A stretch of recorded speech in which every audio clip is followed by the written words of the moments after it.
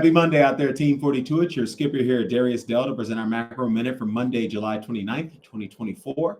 It's great to be back from a week of vacation with my growing family. We want to say I thank you and appreciate everyone for the warm congratulatory remarks everyone sent through. I really appreciate y'all. Just want to send our blessings and love back to each of you as well. So we'll start with our executive summary, as always, from today's leadoff morning note. If you'd like to see the analysis supporting these conclusions, as well as what specific changes you need to make in your portfolio, if any, to stay on the right side of market risk, you need to be a client of 42 Macro.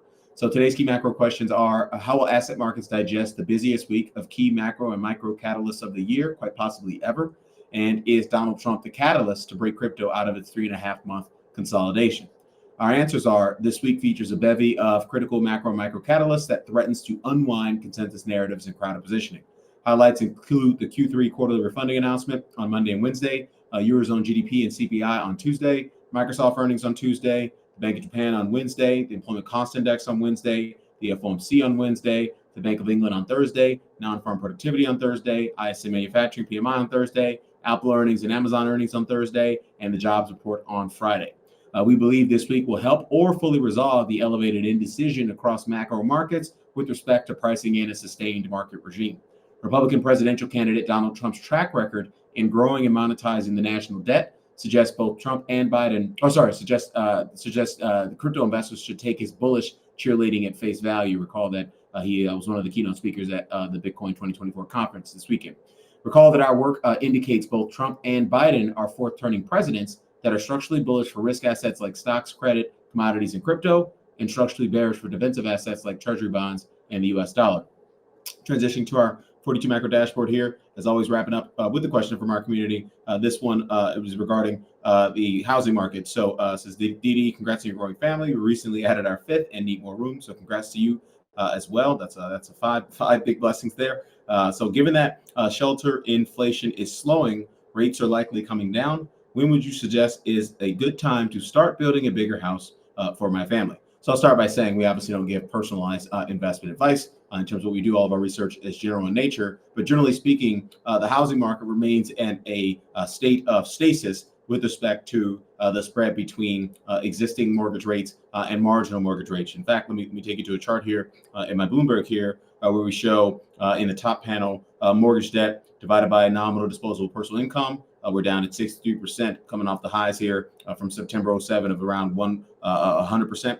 If you look at the household mortgage debt service ratio here in the U.S., that's only 4%, coming off the highs of December 07 at 7.2%. So it's effectively cut in half in that regard. The second panel here shows what I was referring to earlier with respect to the record spread between effective mortgage rates and marginal mortgage rates and effective mortgage rates. So that's about 334 basis points right now. If you look at the 30-year fixed rate national average marginal mortgage rate, i.e. the mortgage rate you'd be paying on average to get into a new 30-year fixed rate mortgage is 7.15%. Whereas the effective mortgage rate on all the existing mortgage debt outstanding is close to, it's just shy of 4% at 3.92% respectively. So this spread has contributed to a dearth of supply in the existing home sales market. And until we see that spread resolved, and in our opinion, it's very unlikely that spread is going to get resolved anytime soon, then you have to understand as someone who's in the housing market, potentially as a demander of housing,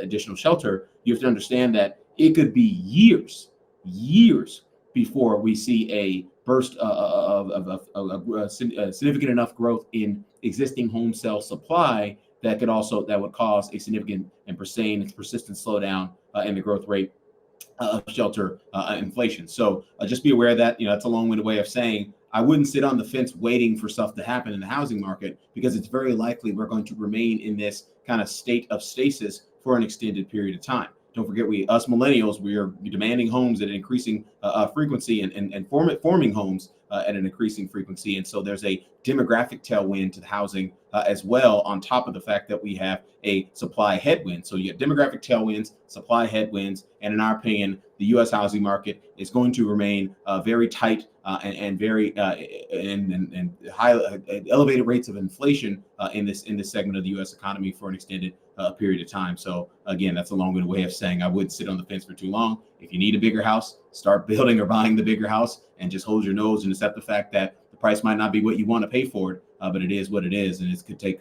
several years, if not longer than that, to get us out of this point of stasis here. So we'll wrap it up there. Darius Dale presenting our macro minute for Monday, July 29th, 2024. Everyone have a wonderful day out there. Best of luck. We'll catch you back here tomorrow. Cheers.